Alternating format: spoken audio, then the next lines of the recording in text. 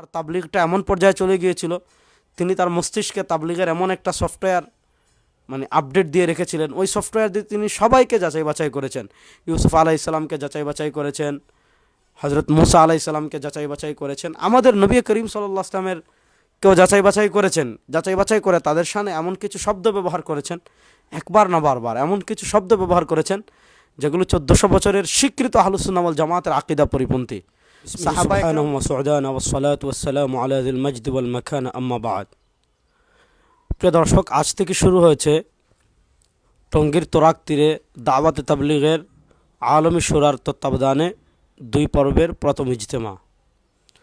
আপনারা জানেন, বাংলাদেশি মানুষের জন্য গর্ব করার মতো যে কয়েকটি বিষয় আছে, তার ভিতর অন্যতম হলো দাওয়াতে তাবলীগের বিশ্ব ইজতেমা আমাদের দেশেই সংগঠিত হচ্ছে। 1946 সাল থেকে ধারাবাহিকভাবেই তাবলীগের ইজতেমা আমাদের দেশে হচ্ছে।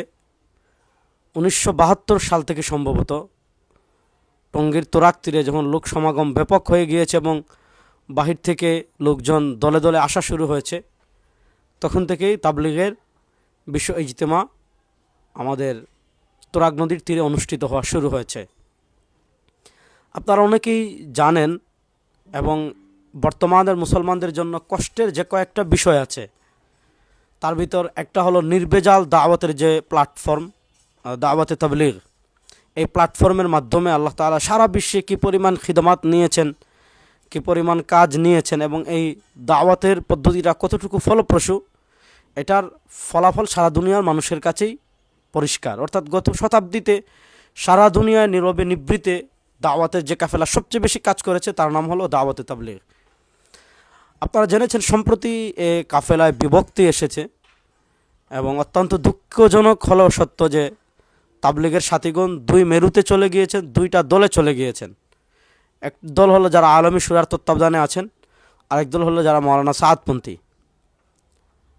এখানে আসলে যদি ঘরানার বিচার ওলামায়ে কেরাম করতেন, যে আমাদের ঘরানার, আমাদের মতের আসবিয়াতকে যদি ওলামায়ে কেরাম প্রাধান্য দিতেন, যে যেহেতু আমাদের ঘরানার লোক, আমাদের দলের লোক, আমাদের মতাদর্শের লোক, সুতরাং তার সাথে রফা দফা কোনোভাবে করে ফেলি, সাইপাস কোনোভাবে এটা শেষ করে ফেলি, তাহলে হয়তো তাবলীগে বিভক্তি আসতো না, কিন্তু উম্মার একটা বড় ক্ষতি হয়ে যেত এবং পুরা দাওয়াতে তাবলীগ লাঞ্ছিত হওয়ার সম্ভাবনা ছিল।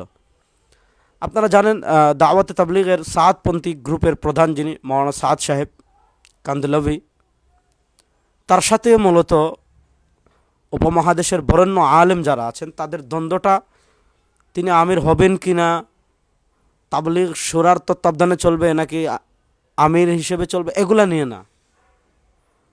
মূলত দীর্ঘদিন থেকেই তার কিছু বক্তব্য, যেগুলো সুস্পষ্টভাবে আহলুস সুন্নাহ ওয়াল জামাতের আকীদা পরিপন্থী, বিশেষ করে নবীদের ব্যাপারে। অর্থাৎ তার তাবলীগটা এমন পর্যায়ে চলে গিয়েছিল, তিনি তার মস্তিষ্কে তাবলীগের এমন একটা সফটওয়্যার আপডেট দিয়ে রেখেছিলেন। ওই সফটওয়্যার দিয়ে তিনি সবাইকে যাচাই বাছাই করেছেন। ইউসুফ আলাইসাল্লামকে যাচাই বাছাই করেছেন, হজরত মুসা আলাইসাল্লামকে যাচাই বাছাই করেছেন, আমাদের নবী করিম সাল্লাল্লাহু আলাইহি ওয়াসাল্লামের কেউ যাচাই বাছাই করেছেন। যাচাই বাছাই করে তাদের সামনে এমন কিছু শব্দ ব্যবহার করেছেন, একবার না বারবার এমন কিছু শব্দ ব্যবহার করেছেন যেগুলো 1400 বছরের স্বীকৃত আহলুস সুন্নাহ ওয়াল জামাতের আকীদা পরিপন্থী। সাহাবায়ে কেরাম রিদওয়ানুল্লাহ আলাইহিম আজমাইনের ব্যাপারে এমন কিছু শব্দ চয়ন করেছেন যেগুলো আহলুস সুন্নাহ ওয়াল জামাতের স্বীকৃত আকীদার পরিপন্থী।